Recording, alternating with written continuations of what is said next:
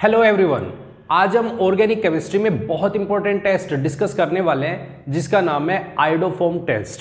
बहुत बहुत बहुत इंपॉर्टेंट टेस्ट है आपके पेपर के पॉइंट ऑफ व्यू से। और बहुत सारे कार्बोनिल कंपाउंड्स ऐसे होते हैं जिनको हमें सेपरेट करना होता है, डिस्टिंग्विश करना होता है, तो वो हम सारे के सारे इसी टेस्ट के बेसिस पे हम सेपरेट करते हैं। तो ध्यान से देखना है, ध्यान से समझना। हम शुरू करते हैं। सबसे पहले आयोडोफॉर्म टेस्ट होता क्या है या क्या क्या रिएजेंट्स होते हैं जो हम इसमें यूज करते हैं। क्लियर है? देखो, सबसे पहली चीज तो हम आयोडोफॉर्म टेस्ट करने के लिए हमारे पास देखो कई तरीके के हैलोजन्स प्रेजेंट है। जैसे हमारे पास में क्लोरीन भी हैलोजन है, ब्रोमीन भी है और आयोडीन भी है। तीनों के तीनों हैलोजन ग्रुप्स प्रेजेंट है। और अगर यदि इन तीनों को हम किसी भी कार्बन ग्रुप से जोड़ते हैं तो अगर यदि ये कंपाउंड बनाता है CHCl3 तो हम इसको बोलते हैं chloroform. That is known as chloroform. ठीक है। अगर यदि हम ब्रोमीन को ऐड करते हैं तो CHBr3 दैट इज ब्रोमोफॉर्म, ये ब्रोमोफॉर्म कहलाएगा। और अगर यदि ये आयोडीन के साथ में कंबाइन होता है तो CHI3, तो हमारे पास में इसको बोलते हैं आयोडोफॉर्म। अब एक बात समझने वाली है, हम हैलोजन्स के साथ में किसी के साथ भी रिएक्शन करवा सकते हैं, तो हम इनको हैलोफॉर्म टेस्ट, हम इसको ब्रोमोफॉर्म क्यों नहीं बोलते, हम इसको मेजरली आयोडोफॉर्म ही क्यों बोलते हैं? सबसे पहले दिमाग में, तुम्हारे दिमाग में क्वेश्चन यही आता है, हम इसको आयोडोफॉर्म ही क्यों बोलते हैं? क्लोरोफॉर्म भी बोल सकते थे, ब्रोमोफॉर्म भी बोल सकते थे, मेजरली हमने इसको आयोडोफॉर्म टेस्ट बोला। क्यों बोला? क्योंकि ध्यान से समझना है, जब हम किसी भी दो कंपाउंड्स को सेपरेट करने वाले हैं तो ऑब्वियस सी बात है उनको सेपरेट करेंगे तो अब हम उसे कलर के बेसिस पे डिस्टिंग्विश करते हैं, कलर के बेसिस पे डिस्टिंग्विश करेंगे। और कलर के बेसिस पे जब हम डिस्टिंग्विश कर रहे हैं ताकि हमें दूर से पता चल जाए हाँ भाई इसमें ये वाला कंपाउंड है, इसमें ये वाला कंपाउंड है, तो हम उसके कलर को आइडेंटिफाई करना सीख जाए। तो उसी में अगर यदि हम आयोडोफॉर्म की बात करते हैं, जो ये वाला कंपाउंड है, अगर ये फॉर्मेशन देता है क्लोरोफॉर्म, आयोडोफॉर्म और ब्रोमोफॉर्म, इन तीनों में से जब ये आयोडोफॉर्म बनता है तो ये पेल येलो कलर का होता है, इसमें येलो कलर बनते हैं।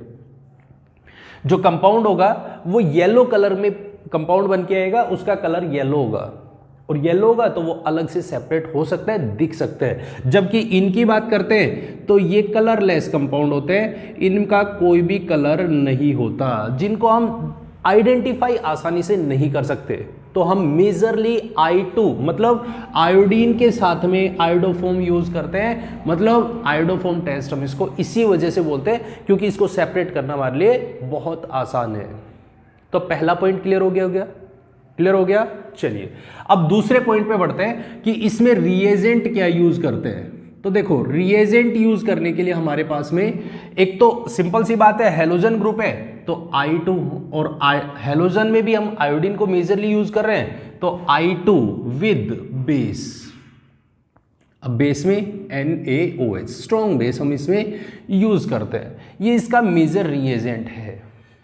अब इसको करवाने के लिए क्या क्या कंडीशन होनी चाहिए, क्या ग्रुप प्रेजेंट होना चाहिए, तो उस चीज को समझ लेते हैं। जो इसकी मोस्ट इंपॉर्टेंट कंडीशन है वो कंडीशन ये है, अगर यदि मुझे हैलोफॉर्म टेस्ट करवाना है या आयोडोफॉर्म टेस्ट करवाना है तो उसके लिए हमेशा ध्यान रखना, जो भी कंपाउंड दिया है आपको, अगर यदि उस कंपाउंड ने CH3 C double bond O और आगे चाहे कुछ भी हो, अगर ये ग्रुप प्रेजेंट है, कौन से वाला? ये वाला ग्रुप, अल्फा पोजीशन का अल्फा मिथाइल कार्बोनिल कंपाउंड, जिसको हम ये बोल सकते हैं अल्फा मिथाइल कार्बोनिल कंपाउंड होना चाहिए। ये बात हमेशा ध्यान रखनी है, अल्फा मिथाइल कार्बोनिल कंपाउंड होना चाहिए, मस्ट कंडीशन है। अगर यदि ये ग्रुप प्रेजेंट है, ये वाला ग्रुप प्रेजेंट है, तो डेफिनेटली है वहां पे आयोडोफॉर्म टेस्ट होगा, वो कंपाउंड पॉजिटिव देंगे। क्लियर है? तो सबसे पहली चीज अगर यदि हम बात करें इसी के बेसिस पे कि अगर मान लो सपोज करो हमारे पास में कंपाउंड दे दे, मैं पहले हम इसके कुछ पॉइंट्स को समझते हैं, उसके बाद में इसके मैकेनिज्म को करके देखेंगे, आयोडोफॉर्म टेस्ट कहाँ होगा, कैसे होता है, उसको भी समझेंगे। तो अगर मान लो सपोज करो किसी ने मुझसे बोल दिया CH3 C double bond OH acetaldehyde, ये हमारे पास एसिटल्डिहाइड है, बताओ क्या ये टेस्ट देगा? आयोडोफॉर्म टेस्ट देगा? बिल्कुल देगा। क्यों देगा? क्योंकि इसके पास ये वाला ग्रुप प्रेजेंट है, ये ग्रुप प्रेजेंट है। अगर यदि हमने कह दिया acetone that is CH3 double bond O CH3, क्या ये आयोडोफॉर्म टेस्ट देगा? तो बिल्कुल देगा। क्यों देगा? ये वाला ग्रुप प्रेजेंट है किधर भी एक साइड में, क्योंकि हमारे पास कार्बोनिल ग्रुप के एक तरफ एक डायरेक्शन में CH3 ग्रुप होना चाहिए, तो मेरे पास यहाँ पे CH3 double bond O group present है, डेफिनेट है आयोडोफॉर्म टेस्ट देगा, पॉजिटिव होगा। क्लियर हो गया एकदम? चलो, अगर मैंने पूछा CH3 डबल बॉन्ड O फिर आगे बेंजीन जुड़िए, क्या ये आयोडोफॉर्म टेस्ट देगा? बिल्कुल देगा। क्यों देगा? यहां पे ग्रुप रहा। अगर यदि हमने पूछा HC डबल बॉन्ड OH, क्या ये आयोडोफॉर्म टेस्ट देगा? तो बिल्कुल भी नहीं देगा, बिल्कुल नहीं देगा। क्यों नहीं देगा? क्योंकि यहां पे कौन नहीं है? ये वाला ग्रुप प्रेजेंट नहीं है। C डबल बॉन्ड O तो है लेकिन CH3 नहीं है, मतलब ये टेस्ट नहीं देगा। अगर यदि हम यहां पे बात करें, जैसे मान लो सपोज करो, अगर यदि हम कंपाउंड मेंशन करते हैं CH3 CH2 C double bond OH group, ये हमारे पास है प्रोपेनल्डिहाइड, ठीक है, तो क्या ये देगा? बिल्कुल भी नहीं देगा। क्यों नहीं देगा? देखो यहां पे क्या CH3 double bond O group present है? बिल्कुल भी नहीं है। हमें तो ये ग्रुप देखना है CH3 डबल बॉन्ड O, ये वाला ग्रुप होना चाहिए। यहां पे क्या है? CH2 CH3 है। नहीं भाई नहीं, ये नहीं चाहिए मुझे तो खाली CH3 चाहिए जिसपे 3 हाइड्रोजन्स लगे हों। इसका मतलब ये नहीं देगा। एक पॉइंट जो यहां पे क्लियर हो रहा है, एल्डेहाइडिक ग्रुप्स में ध्यान से सुनना, बहुत बहुत बहुत इंपॉर्टेंट है।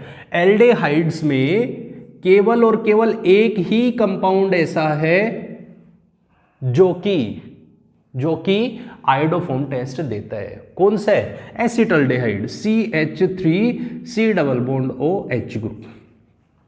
इसके अलावा कोई नहीं देगा, क्योंकि उसके पास में केवल एक ही कंपाउंड ऐसे है जिसके पास में ये ग्रुप है, बाकी किसी के पास है ही नहीं। तो जो भी एल्डिहाइड्स हैं उनको सेपरेट करना है तो हम इस तरीके से उसको सेपरेट कर सकते हैं। पॉइंट क्लियर हो गया? चलो, अगर यदि मैं आपसे पूछूं कि भाई हमारे पास में बेंजीन है, दोनों तरफ बेंजीन जुड़ी है, दोनों तरफ बेंजीन जोड़ दे, जिसको हमने बोला है benzophenone, that is this group, क्या ये आयोडोफॉर्म टेस्ट देगा? तो हमने कहा हमें तो ग्रुप ये देखने, अगर यदि ये ग्रुप प्रेजेंट है तो देगा, अगर नहीं है तो नहीं देगा। इधर है कार्बोनिल है लेकिन इसके CH3 ग्रुप नहीं जुड़ा है तो इसका मतलब ये भी टेस्ट नहीं देगा। अगर यदि हमने यहां पे बना दिया ये compound C double bond OH group, अब हमने इस पे देखा, इस पे CH3 ग्रुप नहीं है तो ये टेस्ट नहीं देगा। अब दिमाग में एक चीज चल रही है, भाई ऐसा क्यों हो रहा है? हमें CH3 ग्रुप की ही क्यों जरूरत है? केवल यही कंपाउंड क्यों दे रहे हैं जिसमें CH3 double bond O group है, वही क्यों टेस्ट दे रहे हैं? जरा उसको समझ लेते हैं। उसको समझने के लिए हमें एक मैकेनिज्म को समझना है इसके, और मैकेनिज्म समझ में आ गया तो फिर हम बहुत आसानी से हम इनके कंपाउंड को समझ सकते हैं क्यों यहाँ पे ऐसा हो रहा है। तो ध्यान से समझना इस चीज को। देखो, जैसे मान लो सपोज करो मैंने ये कंपाउंड बनाया CH3 double bond O, aldehyde बना दो, कीटोन बना दो, कोई भी कंपाउंड बना सकते हो। मान लो सपोज करो मैंने ये एल्डिहाइड ग्रुप बना दिया है, ठीक है। इसके अंदर हमने रिएजेंट डाला है, कौन कौन सा? एक तो हमने डाला है I2 in presence of base that is NaOH, base है। तो बेस का काम तो एक ही होगा, बेस का काम क्या होगा? एसिडिक प्रोटॉन को एक्सेप्ट करना। ये बेस है, बेस आएगा OH माइनस। अब ये वहां पे अटैक करने की कोशिश करेगा जहां पे इसको हाइड्रोजन नजर आ रहा होगा, और हाइड्रोजन भी कौन सा? Acidic hydrogen. बात क्लियर होगी? एसिडिक हाइड्रोजन जहां भी इसको नजर आएगा उस हाइड्रोजन को उठा के लाएगा और उसको लेके अपने साथ चला जाएगा। अब जरा इसको देखते हैं, ये कार्बोनिल ग्रुप से अटैच्ड है डायरेक्टली, ये वाला अल्फा कार्बन पे हाइड्रोजन अटैच्ड है। अगर यदि इसने यहां से हाइड्रोजन एक्सेप्ट किया CH2H, तो यहां से OH इसके ऊपर आएगा, अटैक करेगा। जैसे अटैक करेगा ये कार्बन के ऊपर नेगेटिव चार्ज देगा, कार्बन पे नेगेटिव चार्ज आएगा, और कार्बन के ऊपर नेगेटिव चार्ज मतलब ये वाला ग्रुप बनना कुछ ऐसा, ये वाला ग्रुप बन गया, कार्बन पे नेगेटिव चार्ज H2O बन के निकल गया। अब ये नेगेटिव चार्ज इसके साथ में डीलोकलाइज कर रहे हैं, देखो ये वाला ज्यादा स्टेबल है, मतलब इनोलेट फॉर्मेशन कर रहे हैं, इनोलेट कंपाउंड फॉर्मेशन कर रहे हैं, मतलब ये कुछ ऐसा बनेगा CH2 double bond C oxygen minus H, मतलब ये इसकी एक रेजोनेंस हमने फॉर्मेशन करके देखी, इनोलेट कंपाउंड बना के देखे है। बात क्लियर है? तो इसका मतलब ये वाला ज़्यादा फेवरेबल है, ज़्यादा स्टेबल है, तो हमने यहाँ से ग्रुप निकाल दिया। अब यहाँ पे हमारा कंपाउंड बना है CH2 negative charge C double bond OH, I2 का अटैक करवाते हैं। अब हमारे पास में जो I और I ग्रुप है, ये तो ऑब्वियस ही बात है, कार्बन पे नेगेटिव चार्ज मतलब बहुत ज़्यादा रिएक्शन करने वाला, मतलब इलेक्ट्रॉन डेंसिटी बहुत ज़्यादा है, ये इसको डिसोसिएट करेगा तो CH2I और C double bond OH group, ये आ गया, यही आया है। चलो अब इसके पास और भी बेस प्रेजेंट है, NaOH प्रेजेंट है, OH माइनस प्रेजेंट है, और इसको एसिडिक हाइड्रोजन दिख रहे हैं। अब तो और ज़्यादा एसिडिक हो गया, हम इसको ऐसा लिख सकते हैं, एक H यहाँ पे, एक H यहाँ पे, 2 H है। क्यों है? देखो अब ध्यान से सुना, एक तो पहले इसके ऊपर इलेक्ट्रॉन विड्रॉइंग ग्रुप लगा है C double bond OH group, ये इलेक्ट्रॉन विड्रॉइंग ग्रुप लगा है, और ऊपर से इसके ऊपर इलेक्ट्रोनेगेटिव एटम लगा है, मतलब इसको और ज्यादा एसिडिक बनाएंगे, और ज्यादा एसिडिक बनाएंगे तो ये OH इसको लेके जाएगा, तो हमारे पास में क्या आएगा, C minus iodine H C double bond OH group, ये फिर से I2 पे अटैक करेगा, आयोडीन को लेके आएगा, तो हमारे पास में क्या बना देगा, C iodine H C double bond OH group, ये बनेगा। अभी एक हाइड्रोजन और है, तो सेम स्टेप दोबारा से रिपीट होगा, OH इस H को लेके जाएगा, आयोडीन यहाँ पे आके चिपक जाएगा, तो हमारे पास में कंपाउंड बनेगा CI3 C double bond OH group, ये बन गए, ये बनेगा, तो हमारे पास ये कॉम्प्लेक्स बन गया, ये कंपाउंड बन गया। अब ये तो बन गया, लेकिन अभी OH माइनस, अभी तक OH है वो एक बेस की तरह काम कर रहा था, अब यही OH अलग तरीके से ट्रीट करेगा, एक न्यूक्लियोफाइल बन जाएगा, और न्यूक्लियोफाइल बनेगा, जैसे इस पे अटैक करेगा, अटैक करते इसको बाहर निकाल देगा, और बाहर निकालेगा तो हमारे पास क्या बना देगा, C double bond OH group OH, और साथ में C नेगेटिव चार्ज I3, और NaOH है तो वो यहाँ से इसको बेस निकालेगा, बेस है तो वो प्रोटॉन लेके जाएगा, H2 एलिमिनेट करेगा, ONA बनाएगा, और क्योंकि H2O निकला है, कार्बन पे नेगेटिव चार्ज है, तो H2O से H को एक्सेप्ट करेगा, और ये बना देगा CHI3, और मैंने बोला आयोडोफॉर्म बना, तो ये येलो कलर का होगा, येलो कलर का कंपाउंड फॉर्मेशन कर देता है। जैसे ये बनेगा तो हमारे पास में अलग से हम इसको डिस्टिंग्विश कर सकते हैं, सेपरेट कर सकते हैं। पॉइंट क्लियर हो गया? एकदम क्लियर हो गया। इसका मतलब जो हमने मैकेनिज्म देखा है, उस मैकेनिज्म में इसको बनने के लिए, ध्यान से सुनना इस बात को, इस कंपाउंड को बनने के लिए हाइड्रोजन्स 3 होने चाहिए। किसके ऊपर? किसी भी कार्बन के ऊपर। और वो भी कार्बन कहाँ होना चाहिए? कार्बोनिल सेंटर के बगल में होना चाहिए। कार्बोनिल सेंटर के बगल में होना चाहिए। बगल में होगा तो हमारे पास में ये कंपाउंड देगा। इसी वजह से इसको हम मेजरली बोलते हैं आयोडोफॉर्म टेस्ट। और बस आपको जब भी आयोडोफॉर्म टेस्ट करना है तो सिंपल एक ही चीज दिमाग में बिठा के चल रही है, आपके पास ये ग्रुप दिख जाए, ये वाला ग्रुप, तो डेफिनेटली वहां पे ये वाला बनेगा, आयोडोफॉर्म टेस्ट होते हैं। पॉइंट क्लियर हो गया? एकदम क्लियर हो गया।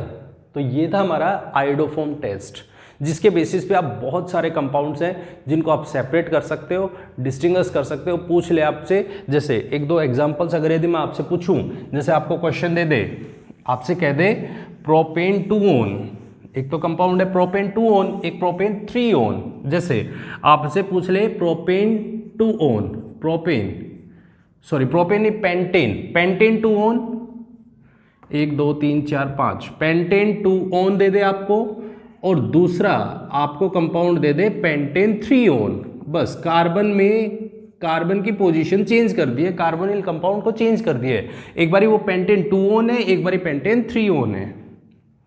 ठीक है, अगर यदि ये वाला कंपाउंड है तो हमें वही देखना है इन दोनों को किस तरीके से डिस्टिंग्विश कर सकते हैं। तो हमारे दिमाग में तो एक ही चीज चल रही है, अगर यदि ये वाला ग्रुप प्रेजेंट है, ये वाला ग्रुप प्रेजेंट है तो आइडोफॉर्म टेस्ट, इसके अंदर हम I2 डालेंगे प्लस NaOH, इसके अंदर भी हम I2 डालेंगे प्लस NaOH।